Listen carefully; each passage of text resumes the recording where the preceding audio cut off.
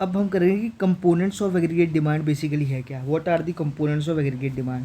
सो government spending होता है इसका एक कंपोनेंट, दूसरा होता है कंजम्पशन स्पेंडिंग, तीसरा होता है इन्वेस्टमेंट स्पेंडिंग और चौथा होता है नेट एक्सपोर्ट यानी export minus import. So government spending क्या होता है, the total amount of spending by the government on infrastructure, investment, defence, military equipments, public sector facilities, health services, government employees refer to as government spending. जितना भी सरकार खर्चा करती है नए इंफ्रास्ट्रक्चर पे, इन्वेस्टमेंट पे, डिफेंस पे, इस सब को हम बोलते हैं गवर्नमेंट स्पेंडिंग।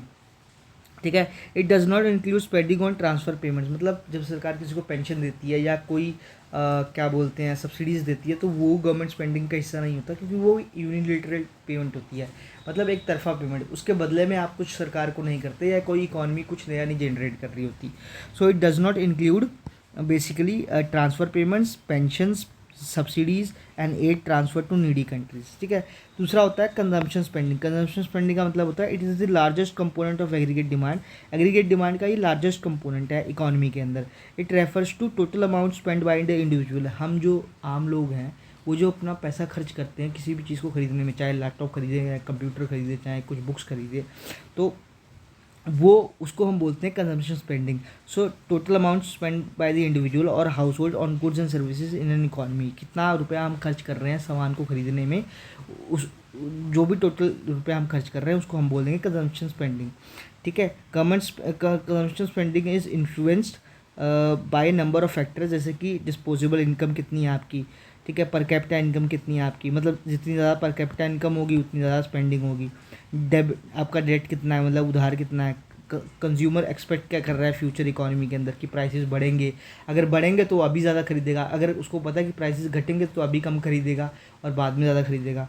इंटरेस्ट रेट क्या चल रहा है, अगर इंटरेस्ट रेट लो है तो वो क्या करेगा, वो लोन ज़्यादा लेगा। ठीक है। और वो खर्चा भी ज़्यादा करेगा, यानी अगर इंटरेस्ट लो है तो डिमांड क्या हाई हो जाएगी। ठीक है। सो या it is really important to note that consumption expenditure excludes spending on residential structure and includes investment spending। ठीक है, इसको छोड़ दीजिए। फिर इन्वेस्टमेंट स्पेंडिंग क्या होती है, जो टोटल एक्सपेंडिचर होता है और न्यू कैपिटल। जब भी हम कोई नया मशीन लेते हैं, कोई नई इक्विपमेंट लेते हैं या कोई नई कंपनी खोल रहते हैं, इन्वेंट्री चेंज में कोई चेंज कर रहे होते हैं, उसको हम बोलते हैं इन्वेस्टमेंट स्पेंडिंग। और एक्सपोर्ट माइनस इम्पोर्ट यानी कि एक्सपोर्ट कितना कर रहे हैं हम बाहर, बेसिकली ये होता है export minus import. Are the product manufactured by the domestic producer and sold abroad, जो हम यहाँ पे प्रोड्यूस करके बाहर बेच रहे हैं, दैट इज़ नेट एक्सपोर्ट्स। कितना हमने एक्सपोर्ट किया माइनस कितना हम बाहर से लेके आए, उसे बोलते हैं net exports and import. Kindly please do like share and subscribe my channel. Thank you.